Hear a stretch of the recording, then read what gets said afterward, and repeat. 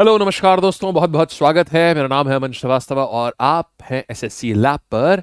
और आप इंतजार कर रहे हैं एमटीएस की नोटिफिकेशन का। ये एमटीएस की नोटिफिकेशन आ क्यों नहीं रही है? आखिर आनी तो 7 मई को थी और 7 मई से हम इसका इंतजार कर रहे हैं। देखिए क्या कारण रहा है, क्यों नहीं ये नोटिफिकेशन आ रही है। अभी देखिए 7 मई तक एक फॉर्म भरे जाने थे एसएससी सीएचएसएल के।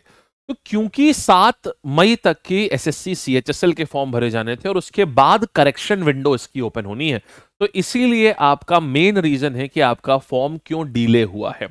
7 मई को ही एमटीएस का फॉर्म भी आना था और 7 मई तक ही सीएचएसएल के फॉर्म भी बने जाने थे। किसी भी हालत में एसएससी का आर्किटेक्चर अभी वैसे अच्छा है, लेकिन इतना स्ट्रांग नहीं है कि वो दो दो इस प्रकार के दो दो एग्जाम्स को एक ही साथ में, दो दो एग्जाम के दो बड़े एग्जाम्स की फॉर्म फिलिंग एक साथ वो चला पाए।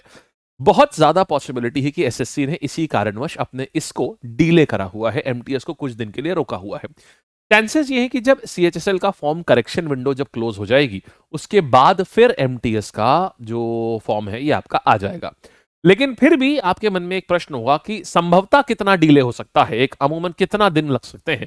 तो इसके लिए हमने देखिए इस साल जितने भी पेपर आए हैं उसमें एक बार जरा डिले देख लेते हैं, तो आपको बहुत आराम से आइडिया लग जाएगा कि कितना दिन मैक्सिमम हो सकता है, कि आपका डिले मैक्सिमम कितना जाएगा। और इसमें एक और बात बता दें, इसमें इलेक्शन का बहुत बड़ा रोल नहीं है, क्योंकि जिन पेपर्स में ऑलरेडी डिले हुआ, अभी सीएचएसएल के नोटिफिकेशन में भी डिले हुआ था 6 दिन का, तो उस समय ऑलरेडी इलेक्शन अनाउंस थे। तो ऐसा नहीं है कि इलेक्शन की वजह से कुछ होगा। हाँ, ये जरूर हो सकता है कि कुछ लोगों की ड्यूटी लग गई हो। आपको पता होगा केंद्र सरकार हो चाहे राज्य सरकार हो, सरकारी अफसर जो होते हैं उनकी, सरकारी लोग जो भी होते हैं, चाहे वो अफसर हो चाहे वो किसी भी लेवल के सरकारी कर्मचारी हो, उनकी इलेक्शन में ड्यूटी लग जाती है। तो ये हो सकता है कि भाई एसएससी से भी लोगों की सर इलेक्शन में ड्यूटी लगी हो, तो इसलिए उनका थोड़ा और ज्यादा डिले हो सकता है। लेकिन फिर भी एक लमसम कितना डिले रहेगा, इसको हम लोग इधर देख करके अभी समझ में हमें आ जाएगा। देखिएगा कहानी आती है यहां पर।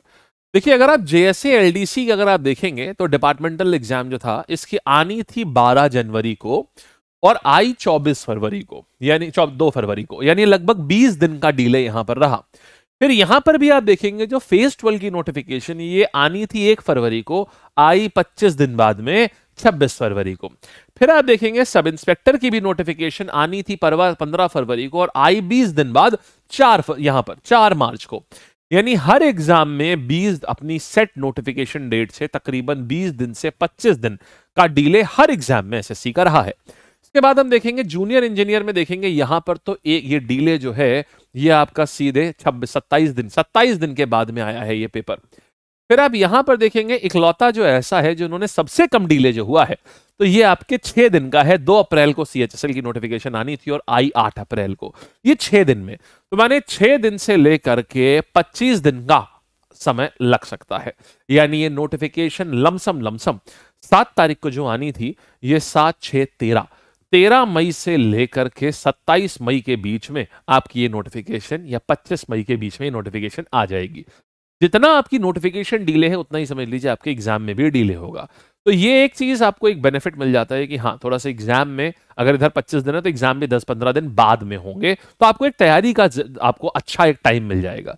तो अब आप डेट जो है ये आपकी जिस जब नोटिफिकेशन आएगी ये 13 मई से लेकर के 25 मई के बीच में ये आपकी डेट इलेक्शन कह रहा हूं, ये आपकी एमटीएस फॉर्म जो है 13 मई से 25 मई तक ये रिलीज हो जाएंगे। ठीक, तब तक अपना पढ़ाई जारी रखिए, बेहतरीन तरीके से पढ़िए, बेहतरीन तरीके से अपने काम जारी रखिए, और फिर हम लोग मुलाकात करेंगे। और जैसे ही आ जाएगी एमटीएस की तैयारी एकदम नेक्स्ट लेवल पे करेंगे हम लोग। जैसे सीएचएसएल का चल रहा है, जैसे हर दिन 10,000 स्टूडेंट्स हर दिन तैयारी करते हैं सीएचएसएल की, अपने हर दिन अपने आप को वो इंप्रूव पा रहे हैं, वैसे ही हम लोग एमटीएस की भी तैयारी एकदम जैसे जिस तरीके से सीएचएसएल कर रहे हैं हम लोग, वैसे ही फिर हम लोग एमटीएस की भी तैयारी करेंगे। ठीक है, ऑल द बेस्ट।